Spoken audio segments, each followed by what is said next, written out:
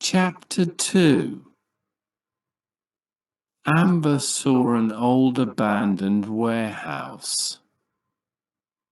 The parking lot they were in was for the warehouse employees. But now, this business was gone. Closed forever. Most of the businesses in this part of town were closed. The buildings were not used by anyone. There weren't any houses around here either. This was the emptiest part of town. Even if she screamed, no one would hear her. "Why did you bring me out here?" she asked. She knew it was a dumb question, but she wanted to keep him talking. Perhaps she could talk him out of his plan. She could make him realize he was making a mistake. She could tell him that he didn't want to hurt her.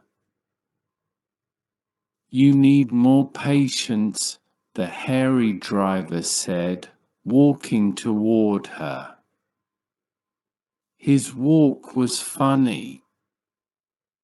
He walked more like a duck than a person.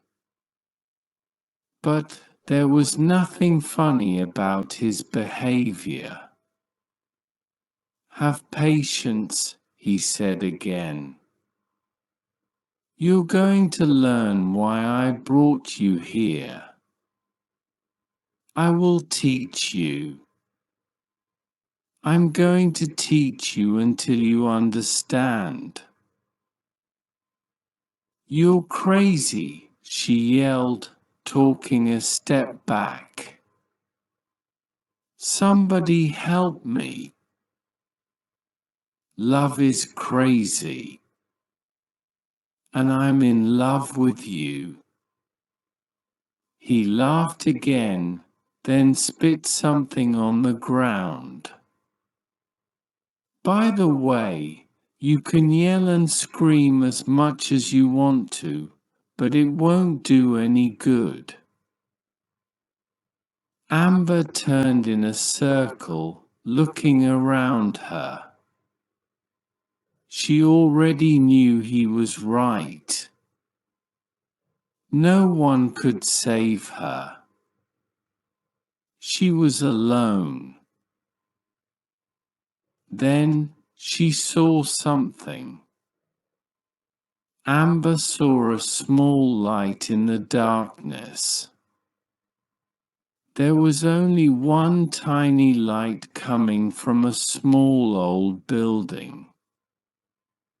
The building was on a side street back behind the warehouse. Inside, a golden light was flickering. "Is that a candle?" She wondered, since the light was not steady. It was flickering like a candle flame. If there is a candle, then somebody must be inside. They would not leave a candle burning by itself. She ran in the direction of the flickering light.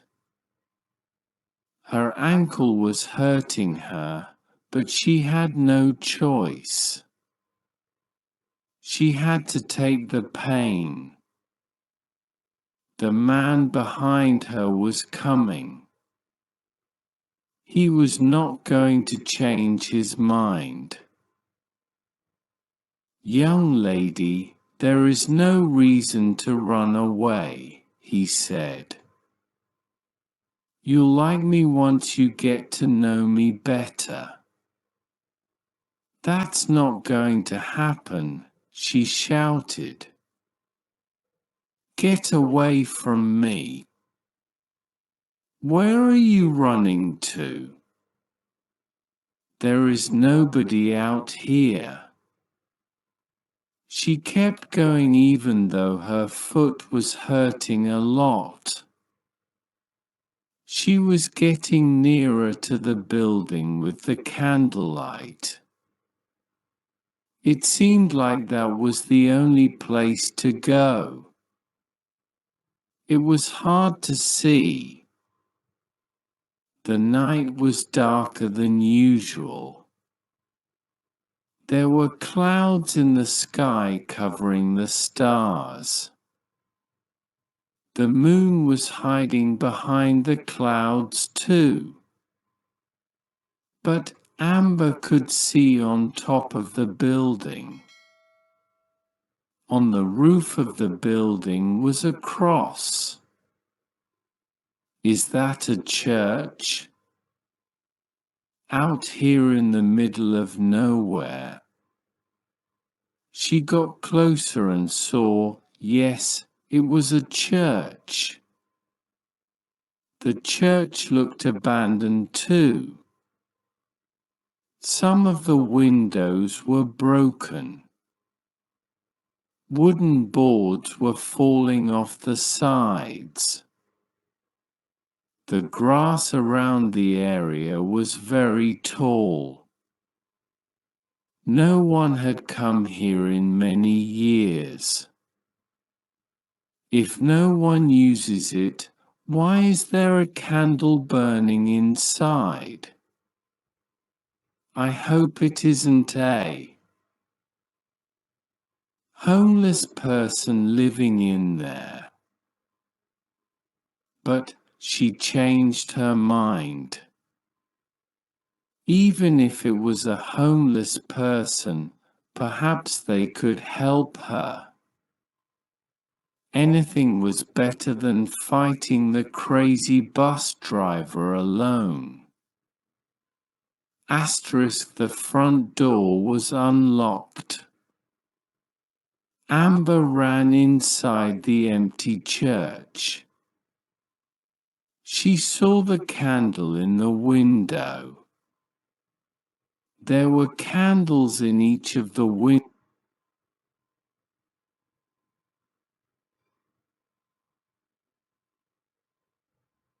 Yeah, but she doesn't know where you are. There were candles in each of the windows, but there was nobody around. She closed the door. Oh no, there isn't a lock on it.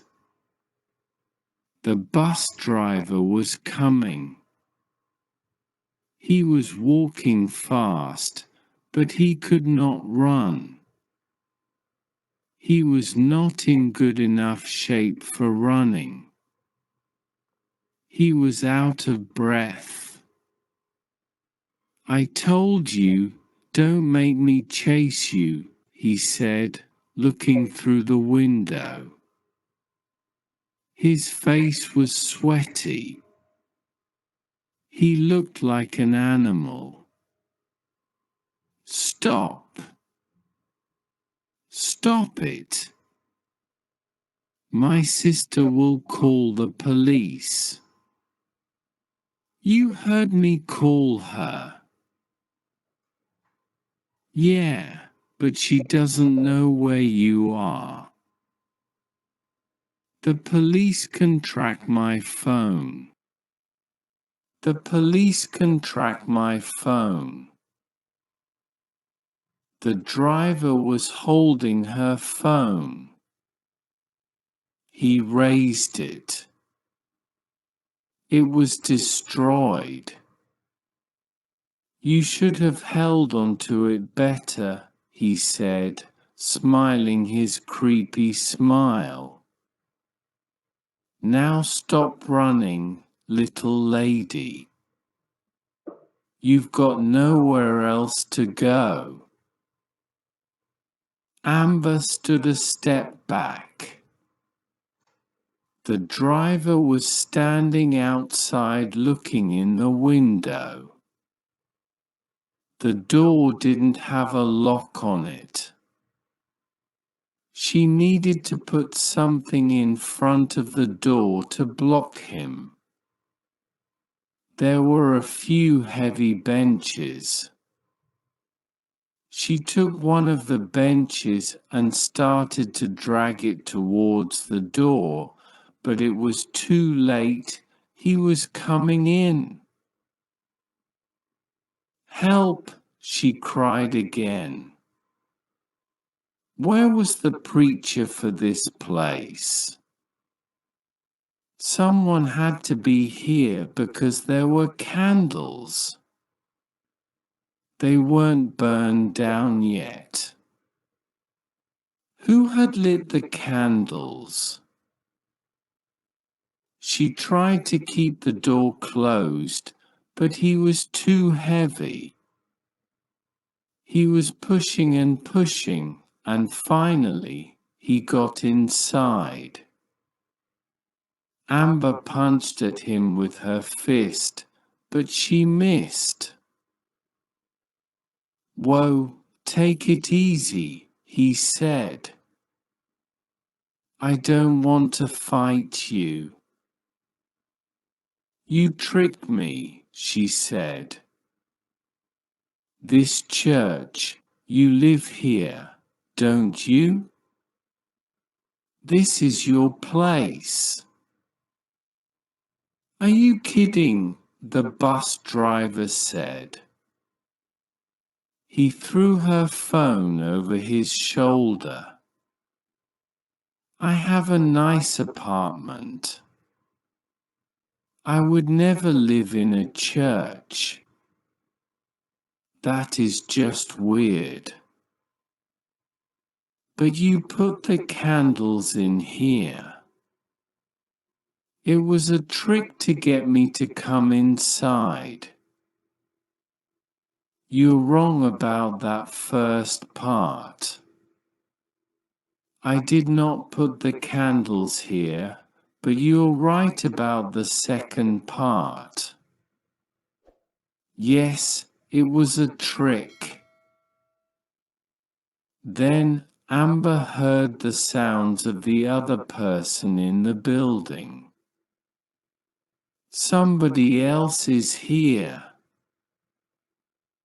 The man walked out from behind a large curtain. He was very tall and skinny with long black hair. He wore an old black suit. At first, Amber thought maybe he was a preacher. Like the bus driver, the man smelled terrible. He looked like he had not taken a shower in a long time, and he looked very hungry. "Hi, Fred," the fake preacher said to the bus driver. "Nice catch. You brought a good one tonight. But next time, bring me something to eat. You know I always like a good cheeseburger." "Stop complaining," the driver said. "And why did you call me Fred?" Now she knows my name. So, who will she tell? Amber was trapped between them now. The driver was standing in front of the door, and the preacher was walking closer and closer. "You're right," said Fred the bus driver. He looked at Amber with his red eyes. The dead tell no secrets. Annex to Chapter 2. Summary. Amber tries to escape the bus driver. She sees a building with a candle inside. When she runs to it, she sees it is an old church. She goes in, but there is no way to stop the driver. He comes inside too. Then his friend comes out. They have Amber trapped. Multiple choice questions. Select one answer for each question 6. Why is the night darker than usual? A. Because it is so late. B. Because of all the trees. C. Because the sky is cloudy. D. Because she is wearing sunglasses. 7. Why can't Amber stop the driver from coming into the church? A. He comes through the window. B. He breaks down the door. C. She forgot to lock the door. D. The door doesn't have a lock. 8. What does the second man remind Amber of? A. A football player. B. A bus driver. C. A car salesman. D. A preacher. 9. What is the second man complaining? A. He is hungry. B. He is tired. C. He wants a drink. D. He wants more light. 10. What does the bus driver do with Amber's phone? A. He leaves it on the bus. B. He throws it outside. C. He gives it to her. D. He gives it to his friend.